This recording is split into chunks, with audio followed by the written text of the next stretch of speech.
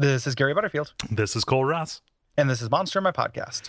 And this is Airkin Elemental. Elemental Airkin? Yes. Yeah. Elemental Kin Air. There's a monster in my podcast. These are the less sexy dryads. Yes. So each of these elemental kin, they have kind of like an A version, an A side and a B side. There are two creatures here, and there are lots of details. So the first here is we have sylphs, which are like the Toriamoses of the sky. Right. The air dryads. This entry takes such a strong 180 turn that I feel like my neck still hurts from reading this earlier today. It's pretty great. There's a couple of details here that I really do like. Mm-hmm. But it does start out pretty bland initially. Yeah. Beautiful women with wings like dragonflies. Okay, cool. Perhaps originating from a crossbeard there can become invisible. All right, here we go. Often trade wealth for others, furnishings like drapery, silk pillows. Oh, They also lay eggs. Yeah, that's so weird. It's not a great comic. A comic I really like that's not great is The Ultimates, which is like Mark Miller. It's kind of what the movies are vaguely based on.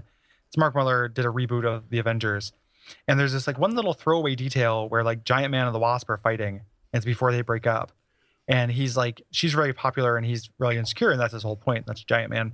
Not the charming Paul Rudd version that like everybody loves, but the comic version that's like hits his wife and is awful. But he says something is right, like, I'm sure those like the paparazzi wouldn't want to sleep with you if they had to wake up with next to a pile of eggs every 6 weeks or something like that. And there's this implication that the wasp lays eggs. Yeah. And it's so like, whoa. Like, that is a powerful throwaway detail you just put in here that is like pretty gross. It's a pretty big deal, one would think. Because you get to a point like when you're sleeping, like literally sleeping, not boning down, right, with somebody where it's like you fart in bed. Yeah. Especially if it's nighttime and you can claim innocence, and it's like or you can kind of like sheath it. You kind of shuffle it away into a pile of sheets off to the side. Right. And just kind of like use it as a silencer. Yeah, well, yeah, or you just you have a specific pillow that acts as the muffle, right? Sure. Yeah. The bad pillow. Yeah. Yeah. You have like 3 good pillows. Yeah. You have one very bad pillow. We call it the depository. Yeah. You have you have one charcoal filtered compost pillow. Yeah. And it's not so much a pillow as it is a special pair of pants that you bought off of Kickstarter.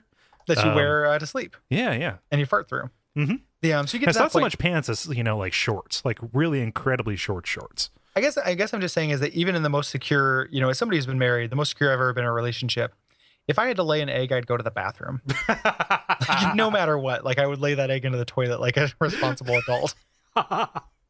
Or you would go down to the basement where you have dug your little brood den. my birthing sack down there and just lay eggs there. Yeah. Like why am I laying eggs next to this, elf that I've decided to make my sky husband. My sky husband.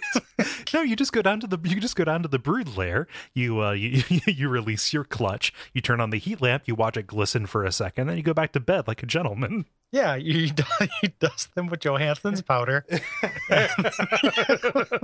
so they don't get little baby headaches. And then you go back upstairs. And you let the aerial servant raise them in front of the TV for the rest of your life. Yeah. Except for every 28 years. Yep. You get to bring them to the gathering of the Sylphalos. Yep. And everybody shows off their glisten sacks.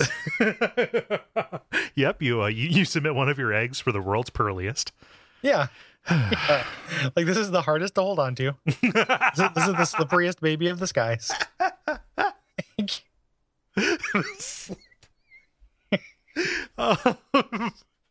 It's too bad that can't be the end because we still have to talk about the aerial servant.